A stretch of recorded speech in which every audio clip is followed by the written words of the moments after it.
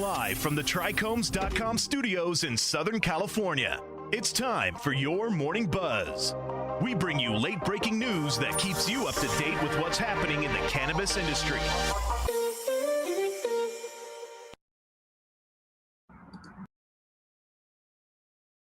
Monday. Looking forward to going over some news with you this week and this morning. Hope everybody had a great weekend. Here are your Monday, April 25th headlines. And here we go. Arizona collected more tax revenue from marijuana than alcohol and tobacco combined, which shows in the March data. Austin, Texas voters can officially start voting on local marijuana decriminalization ballot initiative. And in California, the drought plan could exclude cannabis growers as we prepare for a dry summer. So those are the three major things we got going on.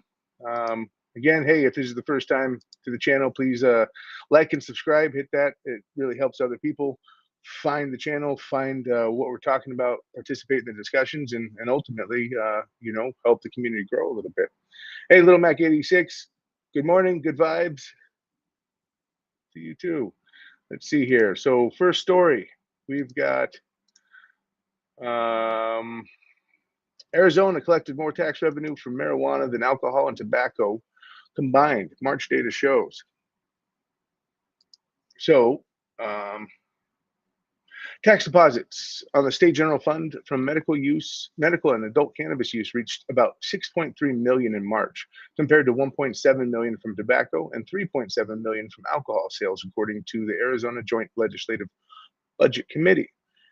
Beyond that, 6.3 million in cannabis tax dollars for the general fund. Marijuana excise tax separately exceeded another 11.9 million last month, for a total of 18.2 million in marijuana revenue, which most of which goes to the state, with smaller portions being distributed to cities and counties. Advocates and stakeholders are touting the March figures. Not only do they underscore the economic opportunity of legalization, but the hope that providing regulated access to cannabis means fewer people will use more dangerous drugs like alcohol and tobacco. Let's see here. Next up, we've got Austin, Texas. And Austin, Texas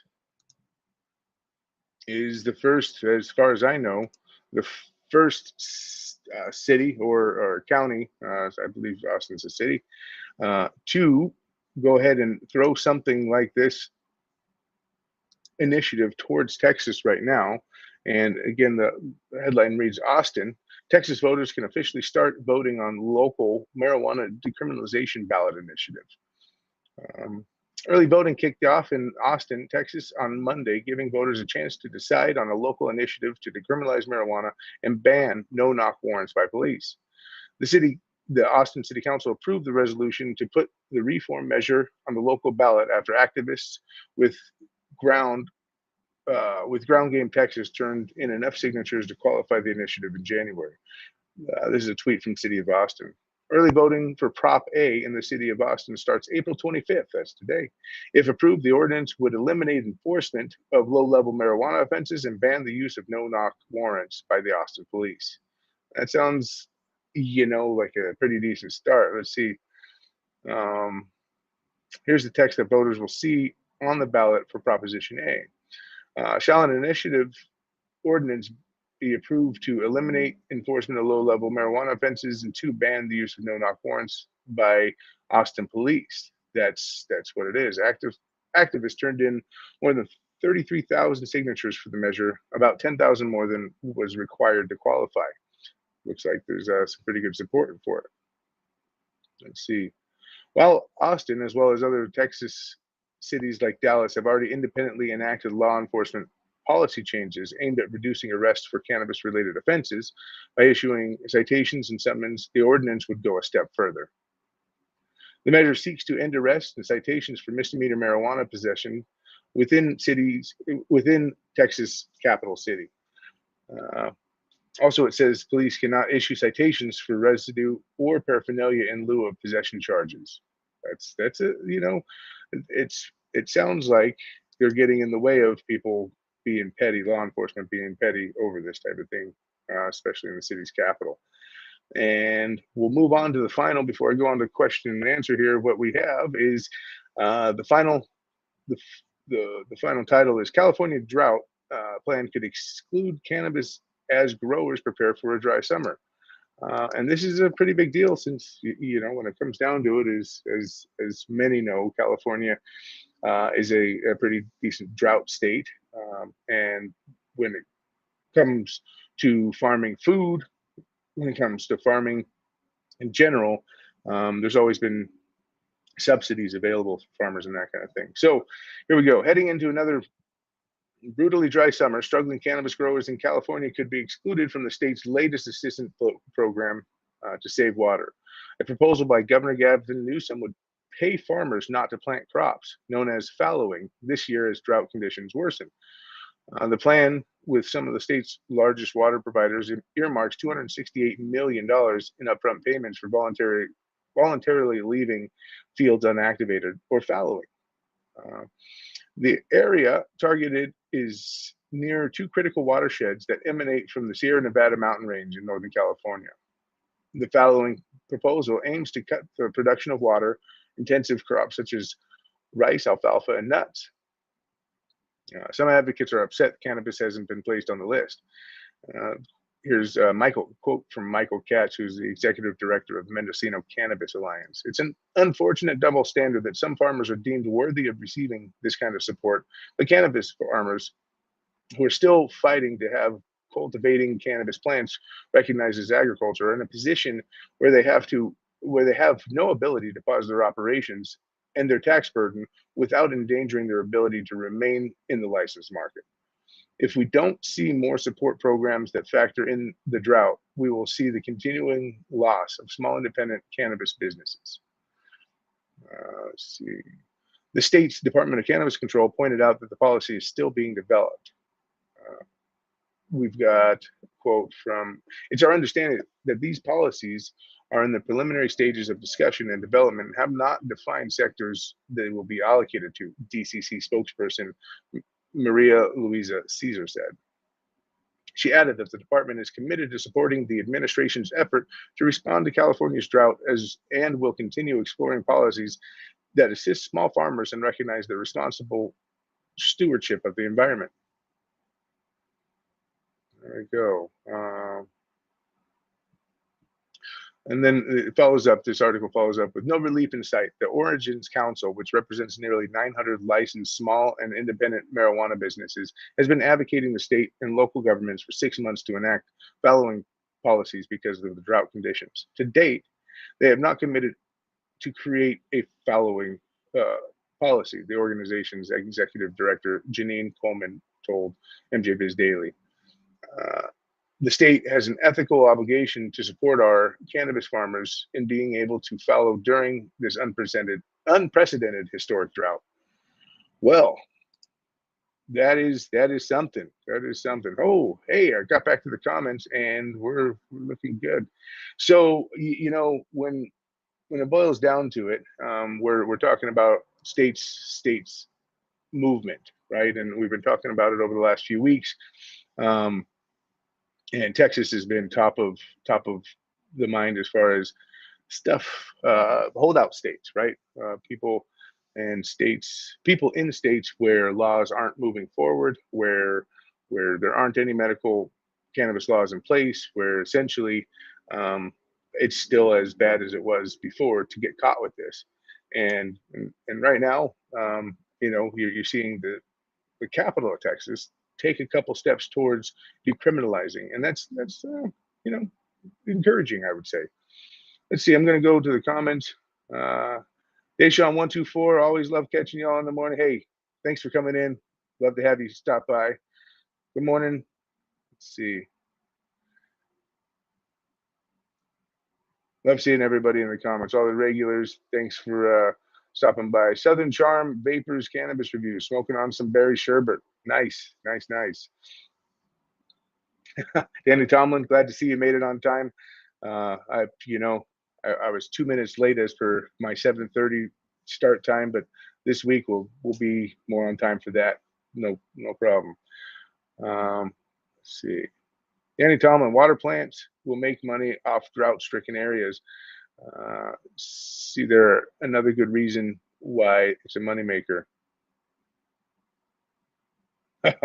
Michael Payton Sr., not to make you drool, but it's raining here right now. Oh, we had some rain over the weekend. I don't know what it did for our drought conditions, but realistically, I'm not sure that we were able to capture any of it for the benefit of our cannabis farmers, unfortunately. Um, DRS Metal. I watched an Enslinger documentary this morning. The man was evil, racist, and responsible for cannabis prohibition. He's definitely one of the people involved in it for sure. Let's see here. Deshaun124, you're worried for Floridians, huh? Why would that be? And let's see. Let's go back to. Okay, and Steve Woods, you didn't even get the notice that we were live. Well, I'm glad. Well, we are alive, but we are also live. And I'm glad you checked as well. Make sure those notifications are hit for that. And right now, as I say that, we'll go ahead and for everybody that's cruising through and new, we'll go ahead and throw out that call to action. Please make sure to like, subscribe, and to share, because it really helps us find the community that's trying to find us. If it weren't for you guys out there, we'd be talking to ourselves, and realistically, our fight would be for our fight for cannabis and fight for cannabis legalization would be just that less involved. And so we thank you very much on a daily basis for coming in and checking this out and spreading the word. So I'm going to go ahead and hide that. Steve Woods, you got some smoking on some papaya, huh? Nice. And Danny, thank you very much. We hope that Cali gets a lot of rain too, because yeah, this is looking to be a pretty tough fire season here. And let's go ahead and start with that. As far as the stories go, California, obviously it's near and dear. It's the backyard here, and I've been working with the farmers from up north for quite some time. The the plant touching side of the business that I work on has to do with sourcing biomass, and again, I think I've talked to you guys about that before. But working with farmers who work in as near organic situation as possible, and what's derived of that is what's called non-detect, where there's no pesticides, no molds or mildews, any of that kind of things, or heavy metals detected within the final product of which we're looking for. And while I do work amongst most concentrates, the mainstay in what I had been doing for quite some time was distillate, and for those that know, when you're extracting all the way down to distillate, what you're doing is you're taking all the other matter out of it and effectively concentrating all the properties that are left behind. Well, there's a lot of pesticides and that kind of thing that are left behind. Long and the short is that some of the best cannabis in the world is found up north, and those farmers are the farmers who are trying to do the legal market and stay within the guidelines are being faced with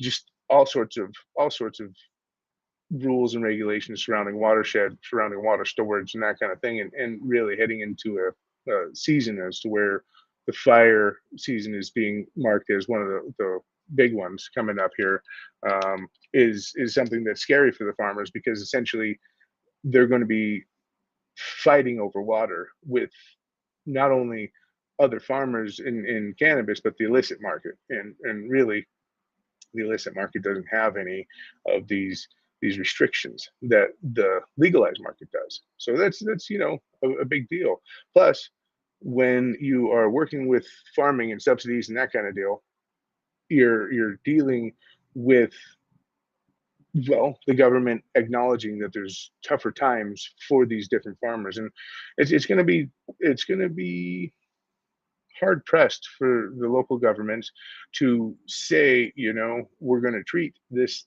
crop different, when essentially through the pandemic we were deemed as a an essential good for the healthcare and the medical needs of people here in California.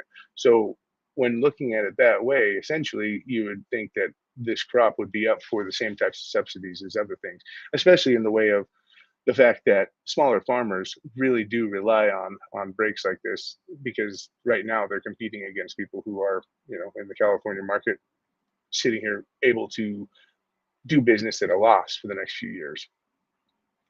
Let's see here. Steve Woods, Michael Payton Sr., thanks for calling attention to that. Steve Woods, you asked, are you allowed to home grow in California? Absolutely.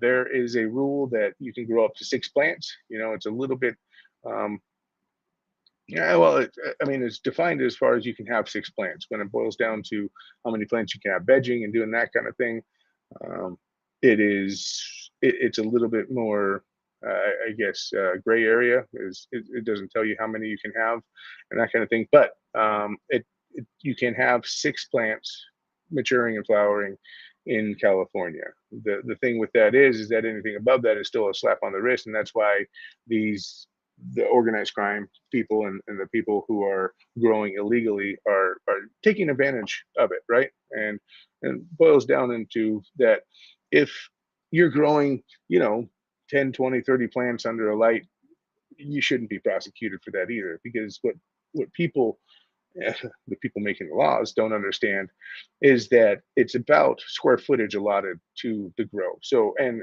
or on the outside, or if you're growing outdoors, it matters how much you're vegging versus the space, right? Indoors, you can grow 6 plants that are so tall. Well, I guess so tall, and flip them right at veg, and it would take 150 plants to cover an 8x4 area, which is only going to yield you so much. Um, Opposed to, you could literally toss a plant into veg and give it supplemental lighting from January to let's call it April, May, and then toss it outdoors, and you would have a plant on your hand that would probably grow upwards of 10 to 15 feet tall and provide between 6 and 10 pounds of cannabis.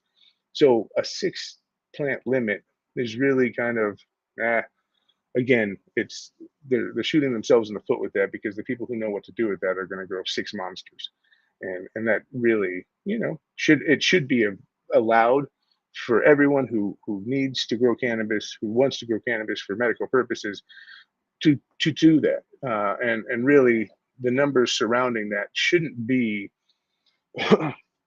so hard pressed that the normal person trying to do this for themselves, for family members, for people surrounding them, they shouldn't get in trouble for this. But the rules here, and what we'll do is I'll cover it tomorrow a little bit on what's happening out here in San Bernardino with this Operation Hammer, I think is what it's called. Um, they're pulling 30, 40, 50 greenhouses down a week, along with the same amount of rest, probably 30, 40, 50 people getting arrested.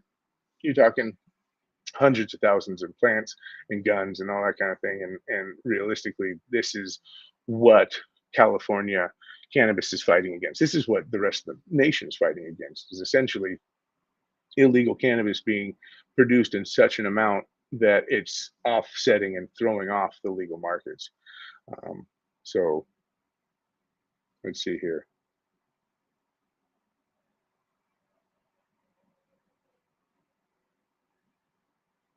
Danny Tomlin, you said 6 plants aren't enough, you don't think? And really, it depends on how you get to grow it. It depends on what your personal circumstances are. Again, be it can be a small grow in a tent in your closet, but it also can be a large outdoor grow, depending upon where you live. Obviously, neighbors are a factor, kids are a factor, all that kind of thing are factors within your ability to grow and how much you can grow. So, Danny, you could be right, especially for your position and your personal setting there. Steve Woods, have you watched that show Marijuana Mania episode 6? You know what? I don't think I have. I don't think I have. Let's see here. Um, no, I'll have to look into it. Let's see.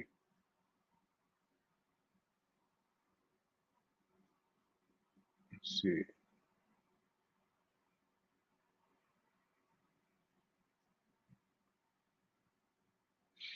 Yeah, Danny Tomlin said 1 plant, 6 pounds on that show, and that's good. Right. So again, if you're able to grow 6 pound plants, obviously 6 plants is enough, because 36 pounds I've met a lot of patients. I've met a lot of big stoners, and I smoke a lot of weed myself. 36 pounds in a year. Let's see someone put that down. Opposite of extracting it, putting into edibles or putting into some sort of concentrates that you can. I'd love to see someone try to smoke 36 pounds in a year. That would be 3 pounds a month, huh? I guess it's a little more doable than I was giving. That's still a lot. 3 pounds in a month. That's a lot to consume. Um, let's see. Let's see. Hey, Sean, I've been saying for years you can send seeds, but it wasn't officially recognized by most people. Now it's a different story, though, with hemp legalizations. Thoughts? Well, you know what, Deshaun? That actually just was, I saw an article about it, and without being able to pull it up right off the top of the head, it was something from the FDA and the noting authorities surrounding what you were talking about, the Hemp Act. And realistically, they stated that seeds are legal as long as they have under the 0.03% THC level of which is needed to be federally seen as hemp and or hemp seed. So at this juncture right now, sending seeds as far as THC seeds and that kind of thing, it's non-discernible because in their form, in this form, it as seed, it really doesn't have a THC value, and can't be seen as something that can be sold as a THC product.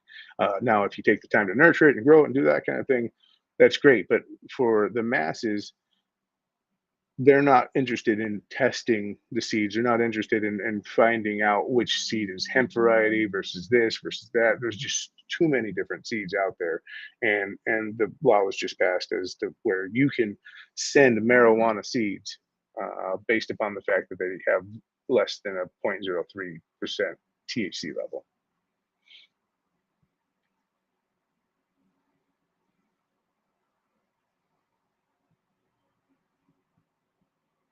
Holy moly! Andy Tomlin, you smoke an ounce in 2 maybe 3 days, so yeah, you would need more than 6 plants. Wow. That is some chief in there. All right. Um, let's see. Little Mac 86. Yep, you just doubled what I said. You just said the Fed said seeds are legal now, 100%. Um, it boils down to the you've got the independent states, and prior to this, the states were trying to get through things without essentially pissing off the feds too much, right?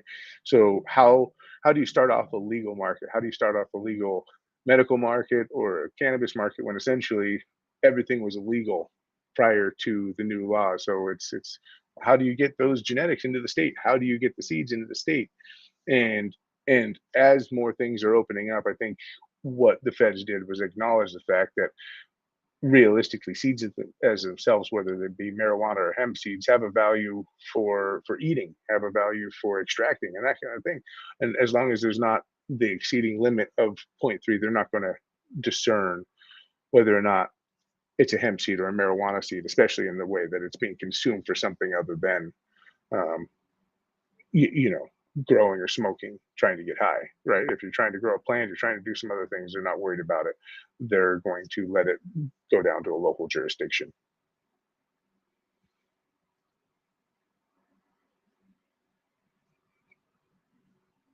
Let's see. Yeah, Danny Tomlin, he said, got to watch ordering seeds because of the scammers. Right now, more people are giving attention to cannabis, which means more people on the shady side are looking at ways to take advantage of people giving their attention to cannabis. And like you said, there are a lot of scammers out there in seeds. That wouldn't be a bad show to kind of go over and highlight some seed banks. I'm not sure that we do it here on the Buzz, but we could probably do a list here and have it up for discussion as far as some of the seed banks and whatnot. I've known some guys from way back, and a lot of places that do have great reputations and have some fantastic standards when it comes down to feminized and or regular type seeds and getting what you pay for.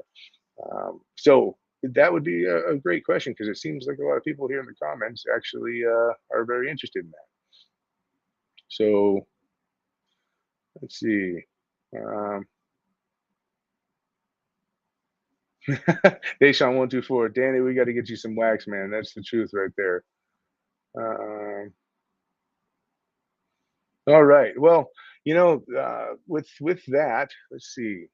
I think, going back to the headlines, did had anyone, you know, Arizona. This is one of those things that is kind of near and dear to California, and I'm not certain about the levels of taxes that they collect in Arizona, but um, the fact that within the first year or second year, first year of operation in Arizona, that they've surpassed alcohol and tobacco combined, I think I think says a little bit more about how they're taxing cannabis than how much cannabis is being consumed. It definitely says it here in California because there isn't anything taxed like cannabis here in California. Um, let's see, and they're calling it the sin tax. Wow. There's a level here, and we're gonna get into it. I see this chart that I want to show you guys, and what it is. You know what I can do um, is get this chart ready and discern what what taxes are being put into what states. Whether you're talking just excise tax, or if you're talking about cultivation taxes like we have here in California, where ultimately the farmers are responsible for a $48 per pound of trim tax, plus on the regular pounds they're paying around $150 per pound in tax, and that's before it even gets to the extraction or anything else. um,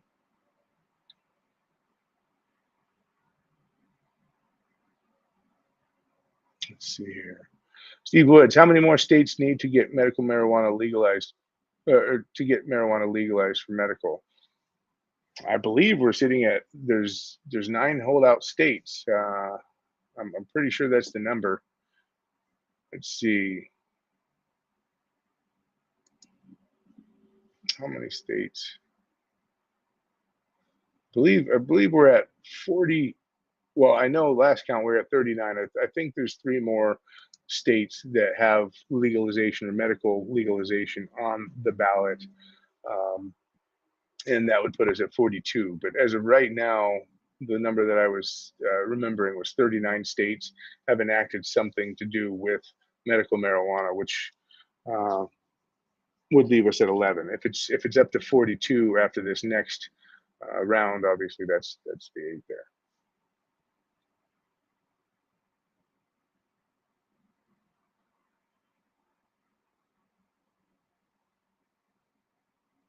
Right on. So yeah, it seems like a discussion about some strains and some cultivation tactics wouldn't be so bad here in the morning. What I can do is I do have a couple breeder friends, and see if we can get anybody to wake up for us for morning buzz coffee, and maybe a joint. Maybe I can promise them something, and get them enticed to come on the show and chat with you guys. So we'll take a look into that. But as of right now, those were your headlines for Monday, April 25th. And I definitely am glad that everybody joined today. Thank you very guys much for joining in and being part of the conversation. We're going to look back through the stream, make sure I didn't miss anything, but we're going to get to a few more of these questions tomorrow and for the rest of the week, because that's what you guys want to hear about.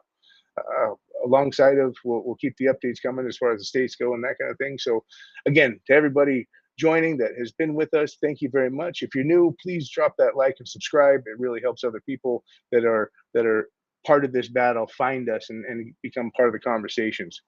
I am in an office, Ron Valley, and real quick before we sign out, I'm not sure if I had showed you guys this before, but this is the top floor of Trichomes.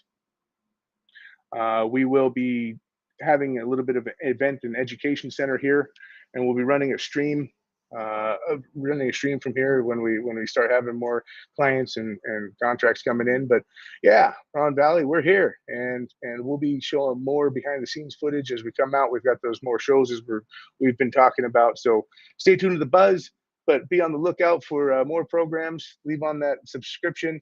And yeah, Ron, I'll go ahead and we're gonna get some Wi-Fi set up so I can take you all on a tour around for some before and after action. We're going to be building out a lot around here, including the education center, and really look forward to showing everybody. Have a great day. Be safe. Be well. See everybody tomorrow morning at 7:30. Talk soon.